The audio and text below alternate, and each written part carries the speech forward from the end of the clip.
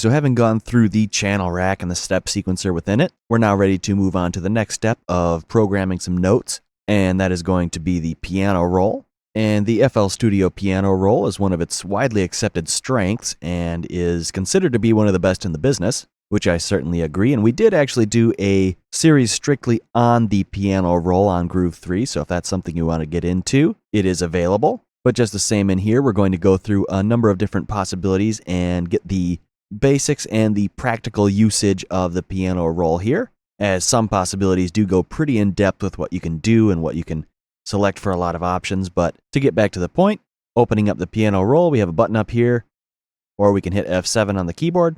And another thing you can do is just right click on whatever channel you want to open in the piano roll and select that. And the piano roll certainly works if you want to do drum notes.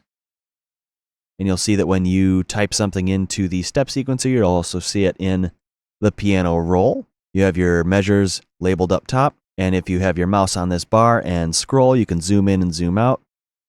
You can pan around by middle clicking on a point and dragging. And you can also hold Control and use the scroll wheel to zoom in and out and navigate with that pan. And that'll be an interface you're pretty used to by the time you use this for a little bit. But moving back to these notes in the channel rack, you'll see that they are rather small here, just little ticks, and that means that they are essentially a trigger that never ends. And this works great for drum samples or things like that, but we are going to right-click and drag to delete all these and add in an instrument so we can kind of see this a little bit better.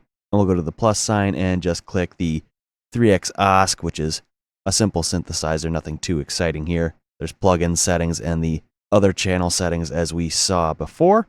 But anyway, it's just a 3-oscillator synthesizer, and we're not going to worry too much about that right now, except for the fact that we have an instrument that plays notes right now triggered on my MIDI keyboard, but you could use your typing keyboard if that's enabled up here, if you don't have a MIDI keyboard enabled. But anyway, let's right-click and open this in the piano roll. And now this keyboard, if I click on here, it plays notes for that channel. And if I put a note on the channel rack, it also adds it here. And what I mean by a note that just continues on, hitting spacebar to play, it just continues, literally in that way. However, if I click and drag the length to a defined size, it will actually cut off the note. And then I can click and drag that note to any place here on that note or anywhere, and you'll see that since we don't go into the next measure, we just loop back over once we hit 2. And everything lines up just the same visually in the channel rack. So if you had notes programmed into the step sequencer, you'll see how they relate to different notes in the piano roll as well. And in the piano roll itself, you also see ghost notes of whatever other channels are played. And again, you can change which channel you're working on just by right-clicking and selecting piano roll for that channel. And then you see the ghost notes of every other one. And you can also make that change up here. You select from a list of channels, the ones with note data in them have a check mark. But I'm going to just clear this out, and I'm going to hold Control and left-click and drag to highlight an area, delete, and I can just delete them here and click here to open that one in the piano roll. And I'll highlight and just move those notes over. And on a very basic level, that's pretty much what the piano roll is, but there are quite a few more things we can do and a few more things that we're going to get into. Down at the bottom, you remember in the channel rack, we had a way to quickly adjust the selected channel's level for velocity and any of those other parameters with the graph editor that can come down. But we can also do that exact same thing in the piano roll. And since we added those, you can kind of see in those ghost notes that the two are linked. So any changes that we make here would also be seen in the graph editor for that channel. And so if we select and go up to the graph editor, we see the velocities that we just programmed in. But remember that there's plenty of other options. And if we want to edit those, we have a little drop down. You see right now it says velocity.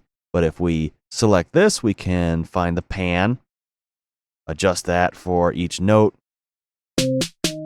And these are the same parameters that were available before in the graph editor. But you can do all that work just from the piano roll, which is plenty powerful. And you'll also notice that there are a few other ones here on the right side, the channel controls, and instead of being a per note change, this is actually a control change. So if you drag around, you'll see some steps for each 16th note, and this is the channel panning selected. So this is that channel's panning data. So if I hit spacebar to play, we have the actual channel panning as opposed to note properties for pan changing. And we can right click and drag to draw straight lines in between points. And maybe do something for the volume. Again, for the channel volume. And I'll remove that snare for now, just so it's not making too much noise for us. And I can hold Control and highlight an area here. And just the delete key will delete whatever notes are in this highlighted area. And if we actually want to delete the control movement, we'd have to do that in the event editor, which we will see later. Also holding Alt and just clicking around here, you can draw in whatever curves or lines without having it snap to our step size, which can be helpful. I'm going to hit Control Z and Control Alt Z to undo a bunch of levels of things I've done.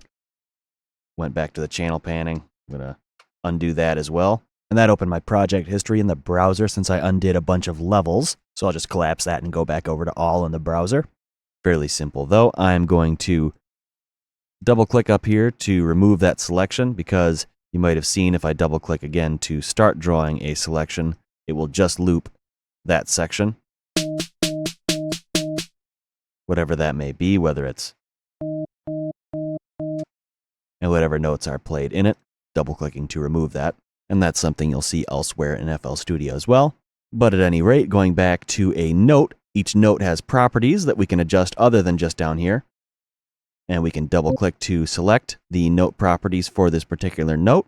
You see it has a pan setting, a velocity setting, release, all of those same settings that you would see down in here. And you'll note again, if we do see one of those available and I select it, I can adjust that velocity, accept, and it will adjust it in the display and again in the graph editor if you were in the step sequencer. But this is a good place to hold Alt and click to reset all these to default values. If that's what you want to do, you can adjust the start time, duration to do that in a more numerical value. There's also these selectors for slide and portamento, and those same little symbols are up here, which we will get into once we close this box. And I should have hit accept actually, since I made some adjustments there, but instead of doing that, I can hold Alt and click down here to reset to a default value instead of doing it in that note properties box. But either way works. Lots of different ways to get that sort of thing done. Anyway, I'm going to erase all but one note and make that note a little bit longer so that we can play with this slide feature, which is pretty cool. I'll click up here to enable, and then any note I draw is going to have this little triangle next to it, and that means that it is a slide note. And so basically what this is, if I'm holding a note, it will start sliding up to this second note that has the slide enabled, and then when it gets to the end of that duration, we'll be at this note. So if I start at the beginning of the pattern, it continues until that note is cut off or reset. And this note, just the same, has all the same properties, everything's just the same, it only has that slide enabled. So if I turn that off, that goes away, and we would instead just have notes stack on top of each other. And we're turned up and panned, and I'm going to hold Alt and just reset those so it's normal again. But this is a benefit to the piano roll over programming notes with just the graph editor. You're pretty limited in here. You can only put those triggers, and this is much more for just putting in drums. Since with the piano roll, you can actually adjust the durations, have chords. A much more flexible workflow overall for placing and editing notes. But now moving on to the portamento notes. This is another note property that we can enable, and we'll just do it here. And as I was placing those, you could hear these are essentially just a quick slide to these notes at each of their starts. So if I turn that off and put a note,